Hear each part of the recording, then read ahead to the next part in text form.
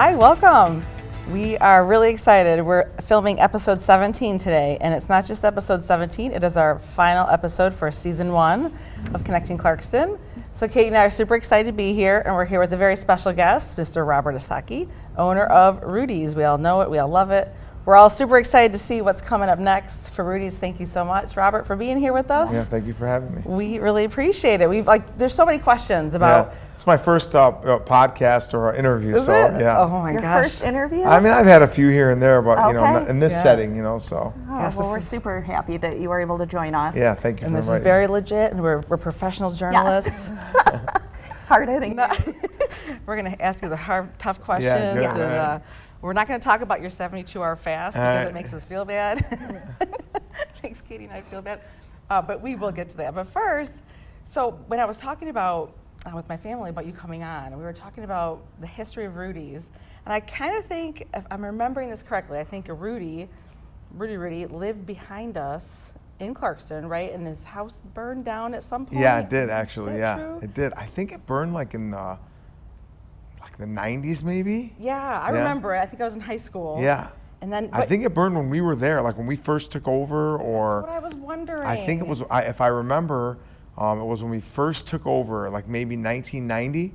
Is that when you took over? Yeah. Yep. So did you work there first? Like how did I you did get- not. What happened? So I probably need to back up even. So I kind of thought maybe Rudy was your dad. No. Okay, Uh-uh. so I need from the beginning Yeah, then. so We're backing basically what happened was I was working for some of my cousins and their partners, and they developed a shopping center actually that's still there on Sashabaw and Walden, where the old food town used to be and all that. And so the way that it came about was I was working for them at their grocery store in Sterling Heights, and they were partnering with Ed Adler and Bob Roth on that development, and they were having lunch one day and the subject of Rudy's came for sale. They were already kind of in that business, kind of all of us grew up in that business, and we loved the location, and it was kind of quick, it was for sale, and a little bit different obviously than today, like with the internet, and it was just kind of word of mouth type thing, and they're like, that grocery store across the street's for sale, and so they contacted Bob and Fred, who were Rudy's sons, and it was a pretty quick negotiation, and they bought it, and then I came in as their working partner, and I was there for about 3 years running it, and we were kind of treading water over there, and another guy who's also my cousin was working for them, Chris, and we were kind of treading water, and they were ready to get out because it wasn't super profitable, and Chris came in, and we bought them out, him and I, and so we've owned it together. I bought it in 1990, and then I think him and I kind of partnered up in 1993, and we're still partners over there to this day, and it's our other ventures, so it's been a great partnership. All right, interesting. That's a really long time, over 30 years. Yeah, it And is. you've employed half of Clarkston. Yeah, I'm we have. pretty It's sure. been great. Yeah, we had some great friendships, and Yeah. just still friends with a lot of people. And you know what? Some of our employees, literally, since we opened, are still with us. So Is it one of the Sutherlands? 'Cause it is Andy. I knew it. Yeah, Andy. It is. It had to be. He works for me. He's working right now. Yep, it's I just catering, left him. right? Yeah. Didn't you- yeah. I just left him. That's so Awesome. great. So you didn't have a connection to Clarkston before that. You just None. like pin on the map kind of thing. Yeah. It was for sale and. Yeah, I pretty you know what? cool. Honestly, I mean, I was, I don't even know if I'd ever been to Clarkston, maybe for a concert, but it was kind of, again, a lot of things today are interconnected, right? So much closer it seems like, but back then Clarkston seemed so much further away. Yeah. And Now, but do you own other businesses? Or I do, yes. Okay. I absolutely do. Any in this local area? No, but I don't own any other business in this area. In Pontiac, we run our company, Rudy's Corporate Dining. We run food service for large companies. So we run the food service for United Wholesale Mortgage in Pontiac on their whole campus, and then for Flagstar in Troy, and HAP headquarters also in Troy. Okay. But we did, I'm sure you may or may not know this, but we did buy the Clarkston News building a couple years ago. Yes. And that's going to be the location for our next restaurant. And the parking lot. And the correct? parking lot. Yeah, we own that whole corner Whole now. thing, okay. Yeah, so we're super excited about that. Oh, so I think that's where I was confused, is because now there's the Candle Bar. So the Candle Bar, which is a great place if anyone hasn't been there, is owned by a couple people that I know, Megan and Matt. Megan approached us. So what happened is originally we were going to do all the projects together. We were just going to open 3 restaurants, and it just became, number one, very expensive, and number two, just from an operational standpoint, hiring 100 people, opening POS systems. So we decided to do it in phases. Although we are starting work already, like on phase 2. Some small things, but what happened is it was going to kind of be empty for the next couple of years, and they have this candle concept that they were interested in just getting downtown, and even if they could just get in there for a couple of years, build up a clientele. And so they came in for, like last June they opened, and they'll be there for at least a couple of years. I mean, it depends when we open. Yeah. But they're off to a phenomenal start there, and we're trying to work together with them and maybe buy another building, relocate them. And they're pretty wide open to anything that we want to do. Yeah. So, but that is definitely going to be a restaurant. All right, that makes a lot of sense, and I think it came out, I don't know if it was the Clarkston News or where it came out that originally it was going to be 3 restaurants. Yes. And I think all of a sudden we had the candle bar, and everybody is like, is one in the basement? I know, it was a little Is there an area confusing. above? Yeah. So I think that Yeah, answers so- a ton of questions. Yeah. So, Well, since you've owned so many and still own so many different types of businesses, those other ones are really big and deal with like these huge corporations. Yeah. And Rudy's has always been a small town. For sure. Like, how has it been different operating this like small town market for so long compared to these other bigger endeavors you got going on? Yeah. So I think, Rudy's obviously it's institutional. Like everybody knows it. It's been around forever. Obviously Clarkston was much smaller when we first got there in 1990, and it's gotten so much bigger. But I think that the biggest difference is that it's the community, right? So Clarkston is like, it's just such a small town, and we've known everybody for so long. We have so many like people that we know that are like on grandkids at this point, or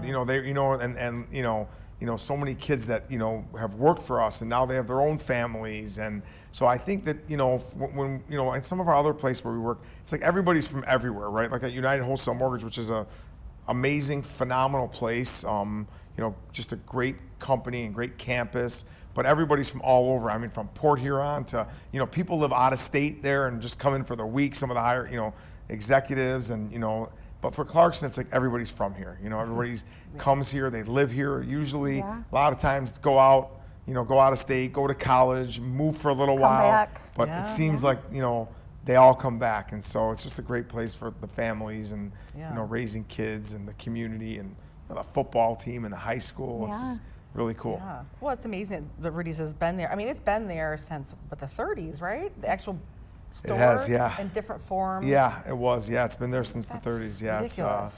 So moved a how couple has it times. been with changing that building, and I guess the historic end of that? Yeah. Have there been a lot of obstacles? Yeah, you know what? No, not No. really.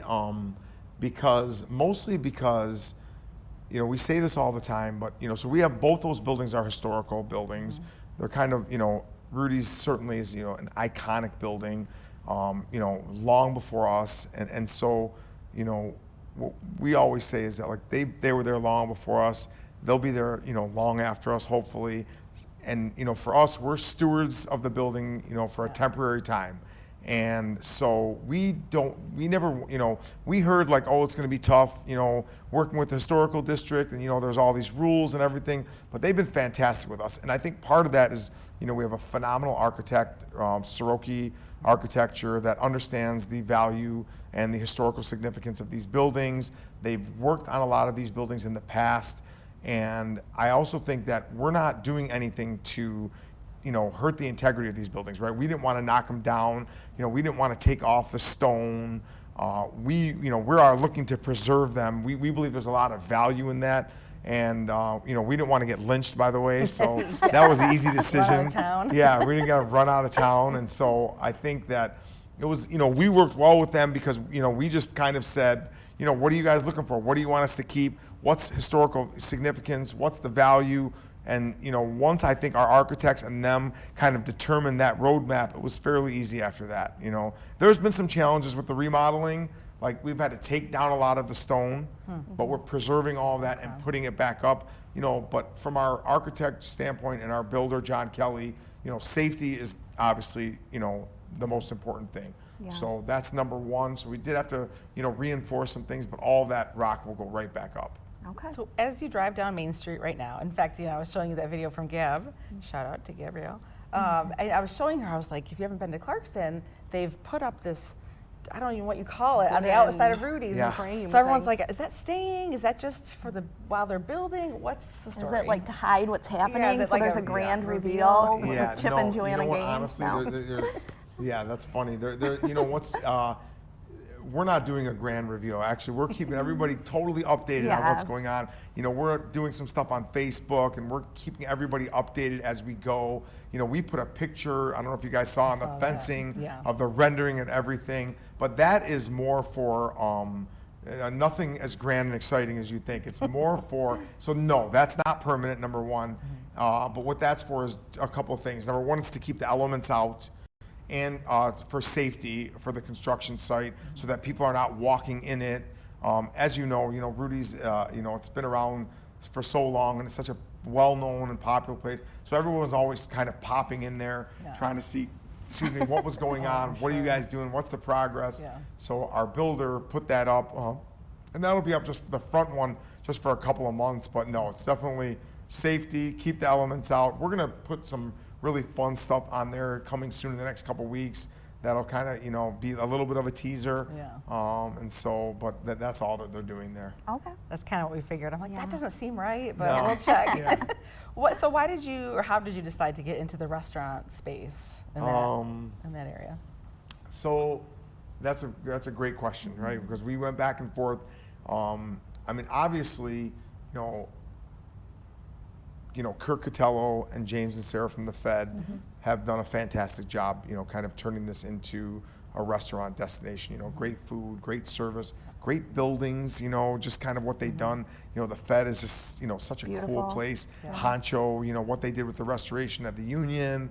So, and, I'll throw even, I don't know if you guys have been to the brunch house. Brian over there is doing a Yeah. fantastic job. So it's become kind of a destination. With grocery stores, parking is, I think, more of an issue with a grocery store than it is with a restaurant.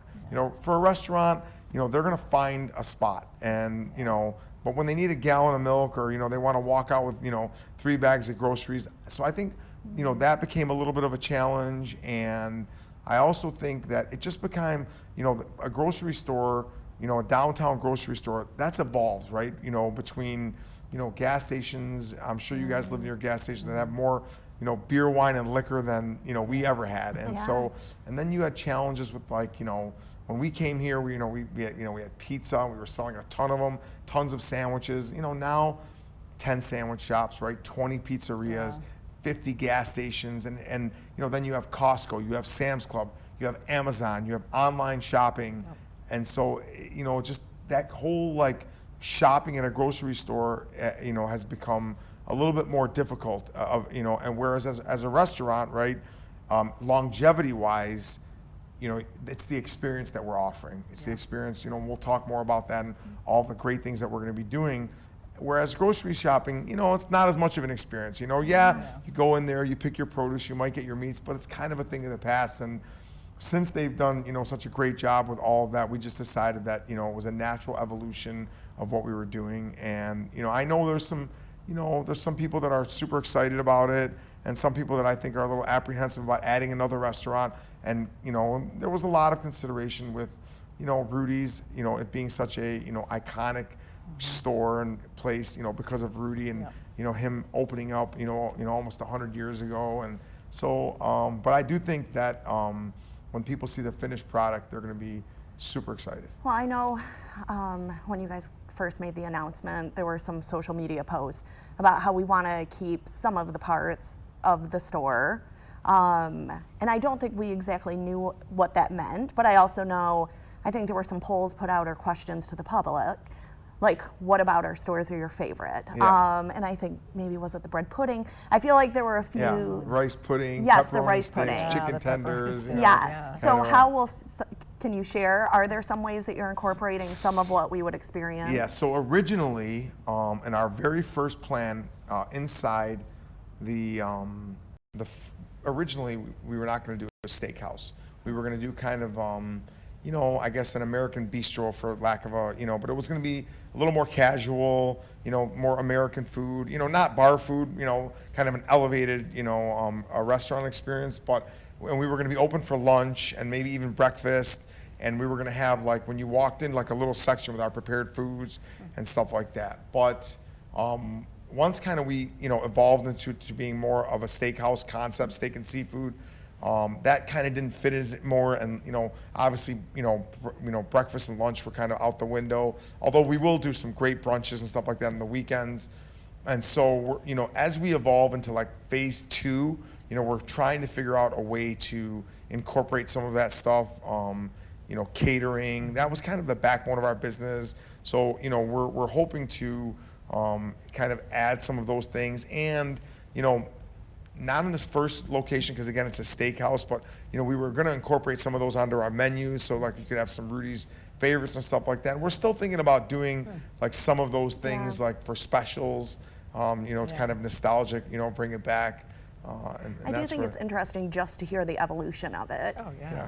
And how you start with one idea and then it kind of changes. And I think even on your website it mentions how like you're listening to the public and what people want and kind of rolling with that. Yeah, we are. And listen, we have a lot, we have phase 2 and 3 and 4 really. So we want to, you can sit there and say, and phase 2 right now, like our plan is, we're going to do a Mediterranean, like similar to like Phoenicia or Layla, if you guys have ever been there, kind of a really great Mediterranean, on the healthy side with, kind of that whole, like, it'll be fusion. It won't just be like, kind of Arabic food. It'll be like all Mediterranean fusion, olives, olive oil. You think of those things, hummus, a lot of really great, like, shawarma, things, fish. But, that's right now, and that's the plan. But we will learn more in, 2 months of being open at the restaurant that we will learn. So we're kind of right now, we already have our drawings, but, they're not etched in stone in terms of what the concept is going to be. We are leaning towards that, and we think that's a great concept. Yeah. And we think there's, kind of a need for that in the community. And we also want to be careful of, what the other, restaurateurs are doing, so we don't kind of overlap with them. I know that, the Union Joint still has plans for, the old Tira building. So, they may come out and do something that would be, before we open that one. And so we would make sure that we were, different than what they were doing. And I know that James and Sarah own a few other buildings and they got some other ideas. So, we'll kind of let that evolve, but definitely want to incorporate some of the old Rudy's, and the items, if we can slide those in there. Awesome. Well, I think it's really cool that you're considering what the public and what people in Clarkston, that's been a very special place for everybody for so long.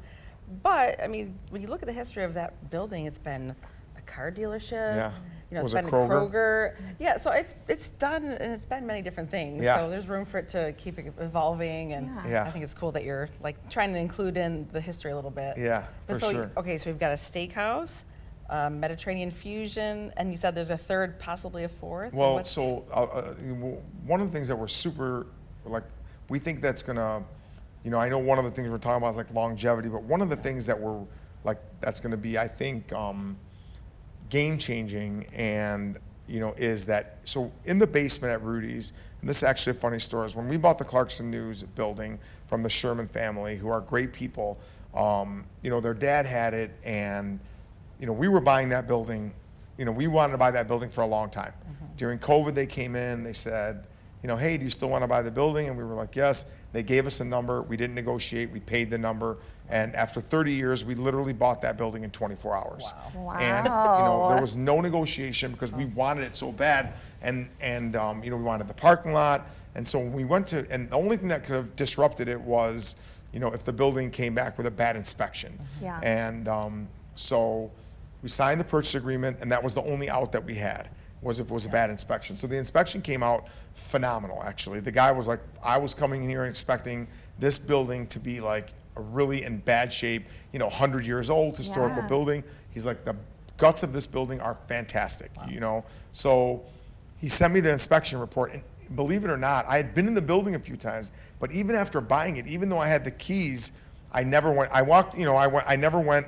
They had this crawl space in the basement, so I went there with Jim the first time. I think we actually heard about This weekend. This weekend. Yeah, Yeah. and so I never went down there, and I went upstairs. Like I said, I was buying the building no matter what Yeah. because it, you know, it's for a number of reasons. So I'm looking at the inspection report, and I see this room, these 2 rooms, and there was like chairs in there, so you could see like relative, like the ceiling to the chair. And I thought it was a crawl space, like, you know, a crawl space, right? 3, 4 feet, 5 feet. And so it turns out it's a basement with like 7.5 foot high ceiling. So I got the key, I ran over there, I crawled down there, you know, got cement all over my clothes, you know, and it turned out to be this absolutely gorgeous basement. It is, you know, it's a Michigan basement with, you know, 100-year-old rock, 100-year-old brick. You couldn't replace it if you wanted. And so we were thinking, like, with 7.5 foot ceilings, you know, what are we going to do with it? So we had our architects and our civil engineers, structural engineers come out and, you know, talk about raising it. And we actually came up with a plan where we're going to dig down like 3 feet. And so we'll have it. So what we're going to put down there is a huge wine cellar. Oh, that's So it'll be filled with wine, and it's kind of modeled after this famous steakhouse in Tampa Bay called Burns. And we're still developing the entire concept, but what it's going to be is there'll be no food or anything down there. It'll be more for like if you come to dinner, you have a 7:30 reservation, and you know we plan on being packed at all times. So course. you know instead of gonna have kind to of wait. Yeah. instead of kind of you know I always say you know no one ever opens a business and says you know I don't think we're going to do that good, Yeah. right? So but instead of like waiting upstairs where you know it'll be like you know kind of hard to maneuver, you know you come downstairs. You know, we'll have sommelier down there. You'll taste some wines. Maybe pick your wine for the evening. Maybe purchase wine to take home. There'll be a small bar down there in case you're not a big wine buff, so you can grab a cocktail or whatever. And it'll just be filled with all different kinds of wines. And you know, we'll do some tours down there. And you know, we'll do private events, maybe wine tastings. And it'll serve both restaurants or after dinner, like you kind of had dinner, you're done, but you're not ready for the night to end. Go downstairs, you know, and I think what it really does is it creates an experience. Instead of just, you know, going to dinner, you know, and being done, it's just an experience to like separate us from like some other, you know, restaurants where they just kind of come in, have dinner and leave. And you're encouraging people to spend time. Yeah, and have the exactly. experience. Well, we were at the Honeycomb underneath Essence on Main on Saturday night. Okay. Are you familiar with that? No. Well, It's awesome. It reminds me of what you're talking about. They Yeah. have this underground room, and it's you know all these old bricks, kind of what you're And what you're there's a lot of describing. live music And there's happening live music and in the it's- basement. Underneath Essence. Yes. Oh my God. It's So is it fantastic. kind of like a like you know what like a speakeasy? Like I yeah, know you that's know. what it would. If you chose to do that, that's what it would. That's what it feels Okay. like. You go in through the alley. You have to, you know, kind of know where it is. If you didn't, you would walk right by it. Yeah. Oh, I've never heard Very of it. cool. I did Yeah. not know that. And I don't How know long when have they they- been open? Not that long, right? Like a year, maybe. Yeah, I don't know exactly. I don't Maybe know. a little longer. Yeah. We've recently discovered it and Yeah, now this- are like very obsessed with Yeah. it. But Well, Essence is a beautiful place. I love so that place. in the basement, we ran into Paul Angelini, Yeah. Yep. who I was know one Paul of well. Yeah, the great many guy. people who have recommended we connect with you. And he was kind of telling us about your place Yeah. and what was happening underneath. And he Yeah, said that's cool. someone, I don't know if Yeah. it was him, but mentioned the possibility of a speakeasy. But you know, You know what? Like I said, it's evolving. You know, it's Yeah. evolving. So you know, that's kind of it. But I just like the whole wine. I like the wine thing because we're going to be big Especially into with the that for both the steakhouse, restaurants, yeah. Yeah. steakhouse, and just people have such a passion for it. You know, we might do a little, you know, add a little coffee bar in there for after dinner. We're gonna have like a lot of coffee, like super like great things inside the restaurants because Okay. it's such a large like part of like restaurants. I didn't realize it, like, but it's people like the amount of people that have after dinner coffee and want specialty coffee and Turkish coffee and Italian coffee. So we're gonna have a lot of that, and so we may add some of that down there. So again, after you're done, you know, you're finished with your dinner. Instead of sitting at your table, change the atmosphere a little bit. Go downstairs. Maybe some people like I know when I'm out, my wife and another couple like usually. the guys were still drinking. You know, the wives are ready for some coffee. So, Yeah. you know, we'll combo that up. That sounds amazing. Well, one thing we always ask, well, we have been asking most of our guests is experiences with ghosts. And as you're talking about, you've been in this building for a very long time. Now you're getting to know the Clarkston News building, well, your building now, but you've got to have some ghost stories in your building. Some ghost stories? And if Yeah. you don't, will you just keep an eye out Yeah, and call us immediately? I didn't know it was a thing out here, but Well, it's not. I'll keep my eye. The Masons building for sure. Yeah. We've got That's confirmation. funny. Yeah. That's really funny. Well, just there's so much history, and some of these buildings have been around for so long. Yeah. There's got to be some stories. Yeah, I'm told sure. and Yeah, I mean, untold. you know what? There's definitely, the Shermans have told us some stuff, and they were there for a long time. So I'll have to ask them. Okay, yeah. Well, let's While get the we're scoop. just off on this random It's tangent. very random. Yeah. When I think of Rudy's as a child, I remember the pigeons.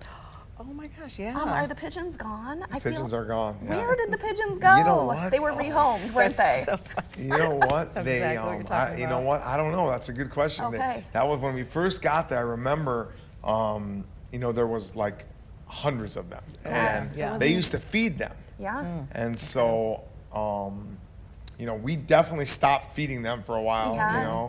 and they just kind of slowly, I think, went and found a new home, All right. But yeah, that brings up a good memory. I forgot about the pigeons. I there forgot was- about it until a few minutes ago, and I knew I Yes, had to. I can picture on the roof Yes. line Yep, right on now. the roof there, and Yeah. then above the Mills building, they were all over the place. I also, as a child, remember like the meat counter, going with my parents, but I always had to go to the bathroom when I was downtown. And so they'd always let me go in the back. I remember that bathroom. That's it. Yep. Thought you Everybody- should know that. Pigeons and the restroom. Well, everyone has a connection to Rudy's. For sure. In some way. Totally, yeah, I agree. So it's just cool that it's keeping the name. And I was telling my husband, I'm like, oh, we're talking to Robert, and I was going to ask him, how come you never called it Roberts? How come you never changed the name to Roberts? You know what? The same reason that we're keeping it Rudy's Steakhouse is because, we did talk about changing the name, and just getting something more steakhouse oriented, I guess. I don't know what that even means, but Yeah. and we talked about it with like our kind of public relations people, and the truth of the matter is that's the Rudy's building, and when we took over, we never even considered changing the name just because Yeah. it was Rudy's for so long, and everybody knows it as the Rudy's building, and so why not? If anything, you want to leverage that, right? So. And I feel like it goes so well just with the butcher, and the meat counter. And Yeah. It does. It works. Yeah, and so am it's like glad I you don't did think it. it's like I think people. What our PR person told us was like people would pay a lot of money to like have a name that everybody knows, and you're thinking about you're considering Yeah. discarding it. That Yeah. makes no sense. And it's the sign, Oh, it's the yeah. Rudy's building. Everybody Yeah. knows it at Rudy's, and so Yeah. we're happy that when we answer the phone, we can still say Rudy's. Yeah. So Yeah. not a lot of changes there. So that was it was a fleeting moment. We never seriously considered Yeah. it, but Was it going to be Roberts? no, it was not Roberts. Okay. Well, speaking of longevity, is there plans for your family to continue on? Is this a legacy business? It feels like it. I think so. I hope so. I mean, obviously, my kids are 14 and 12. My partner, Chris Thomas's kids are 13 or 14. Then he has two twin boys, and they're 10.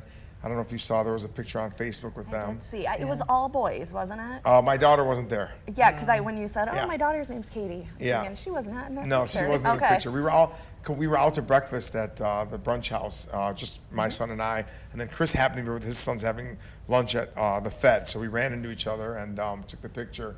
But yeah, I mean, look, we'll see. Like you don't know what's going to happen with your kids, and so I personally am a big advocate because I've always owned my own business, and I love owning my own business. I love working with the public.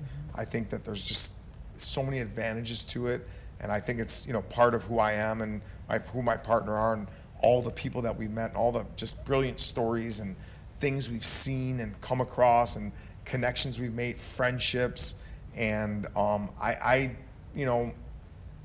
sure a lot of people get that in their life, I don't know if you get that same thing working for a company or, working, as an attorney or, but who knows what their calling is going to be. Yeah. I think the other thing is, we built this and hopefully, we're going to have this amazing place, and all of our other businesses are food oriented, and we built this great business, and it would, we would love to pass it on to them, and it would be advantageous to them from a financial standpoint and from a, not having to build anything from the ground up. They could take it to, hopefully a different level. So, it would be my hope, my sincere hope. I think a lot of people would say, no, I want my son to be a doctor, or I want my son to be an engineer or start his own company. But I love food. I love, wine, and I love the whole experience. I love people. So, hopefully we'll pass that on to them. But I guess that'll make, that'll be their decision, Awesome.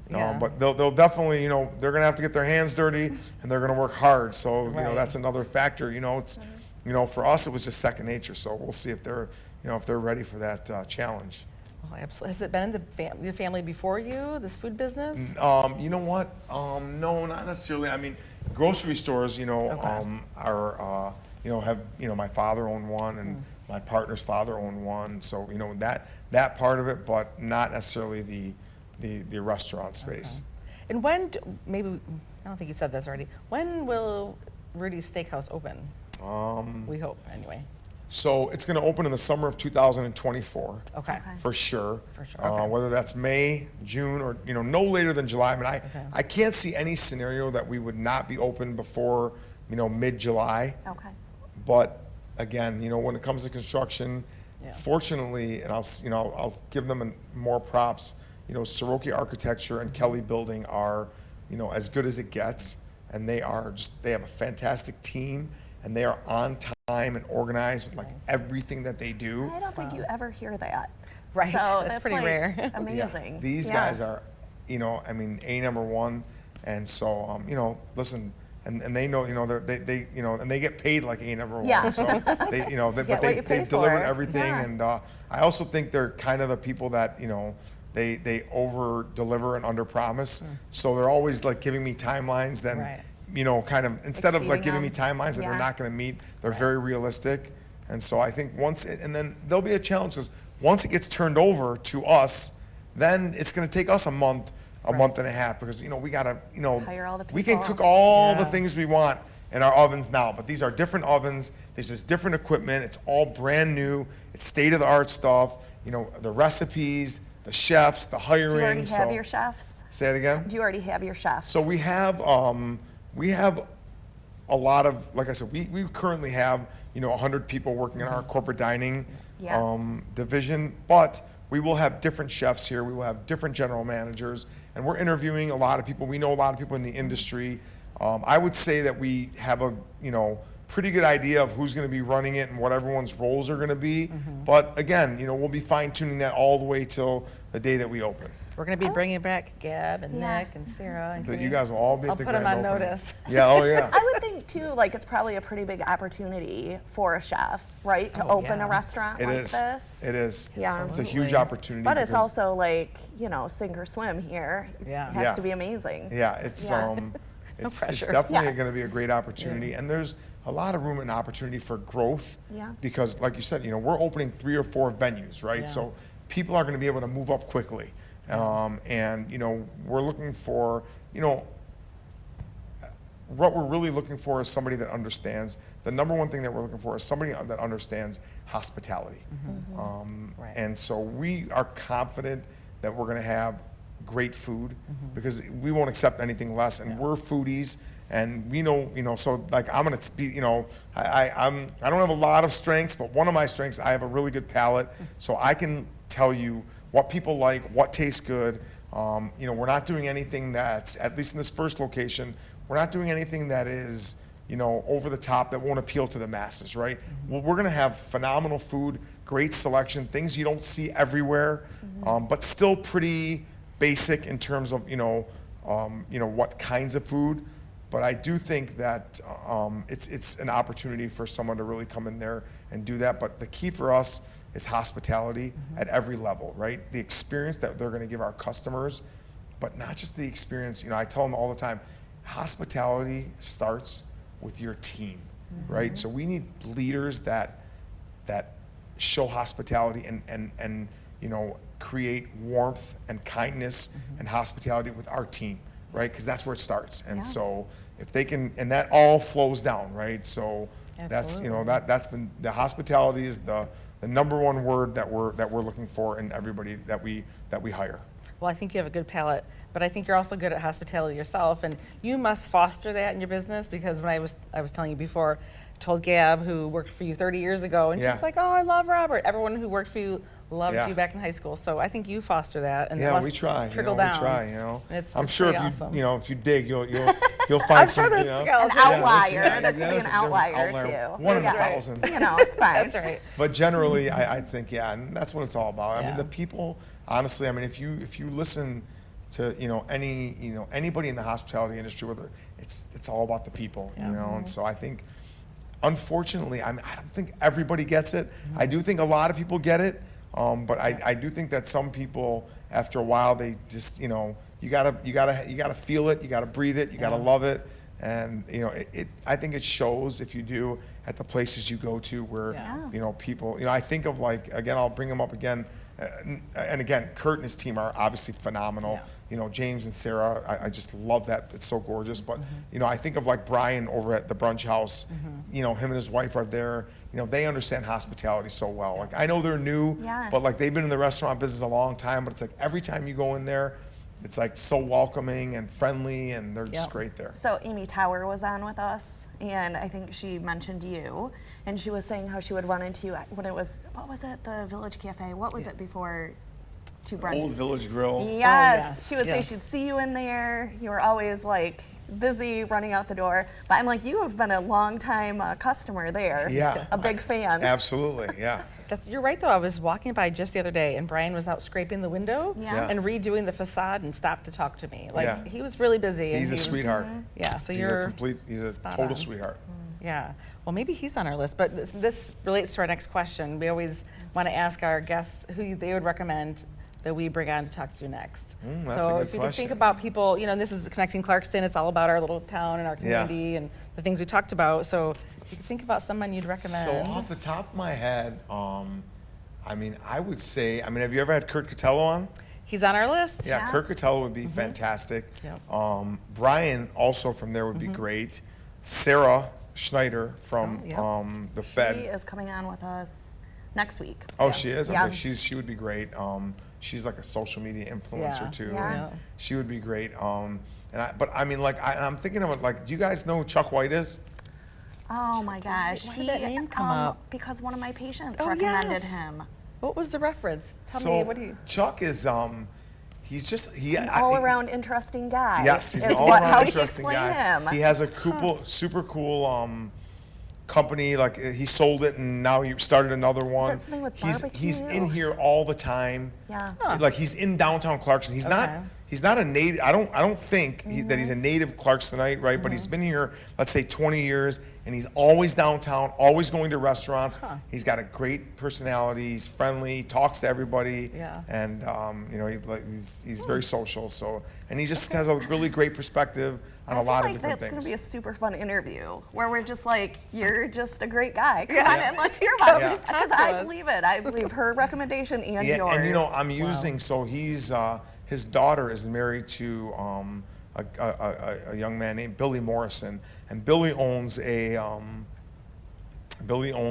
social media company called Dead Drift. Him and his partner Jesse, and I use them, and they're amazing. And so the whole family's around town, and Billy's be another great guy to interview. Him and his partner Jesse, they're great. Nice.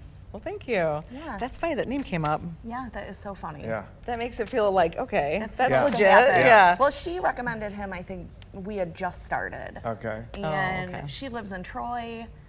And I just thought, oh, is this really a good recommendation? But you confirmed it. Yeah. So how long have you guys been doing this? Oh, since April. Time for me to ask some questions. Yeah. Oh, gosh. Turn the Okay. cameras off. Since April. We Okay. the real brief story is our daughters played soccer together, and we were chatting one day, watching them play soccer, and just Katie talked about starting a podcast, and I was like, I want to do that too. And that's literally how we started. Yeah. Like, Oh, great. well, let's do Here it. we are. And here so we like, are. how do you gauge, like, is it like you're just trying to, like, do you try to just gain more followers and kind of do you Just more advertise at all? interest. Or is it just Yeah. word of mouth? Yeah, there's a little bit of that. I mean, a little bit of everything kind of involved. But I mean, I think the core is we're both from here. We both really love our town, and we want to shine the light on the people and the places, and well, mostly the people in the podcast that make Clarkston what it is, Right. and have done and are continuing to. So it's been really cool to see like people who people have recommended come on. I mean, the first person we interviewed was my dad and a family friend. You know, kind of he sat here Yeah, and we let's just just started get in talking. here. Yeah, Like, yeah. You've Love lived it. here I love 50 it. years. Let's talk about Clarkston and all sorts of people from there. And so it's been really great. When I was thinking about it originally, I think it was honestly from talking to people when I was cleaning their teeth and just hearing these really interesting stories that you would not hear. And Sarah Schneider was probably one of the motivating people where I was like, we have these very interesting people right in Clarkston that have these great stories. Yeah. And how do you hear these stories? Like, how do you hear your story? Yeah, for sure. Yeah, so- I like it. And I think, you know, people are interested in what's going on locally, you know? And I mean, yeah. you know, maybe not like, you know, people that live in Bloomfield or Birmingham or, Right.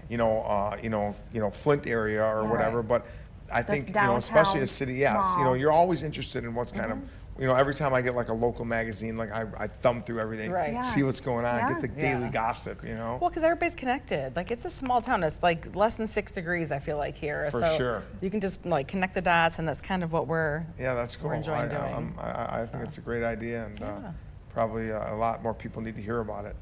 We'll get the word out. It's going to Yeah. happen. Yeah. Well, Well, thanks thank you for joining Yeah, us. thank you. We really Yeah. appreciate that. Great. All right. We Well, thank appreciate you your so much. time. You're a busy guy, we know. I So don't thanks know. for stopping over.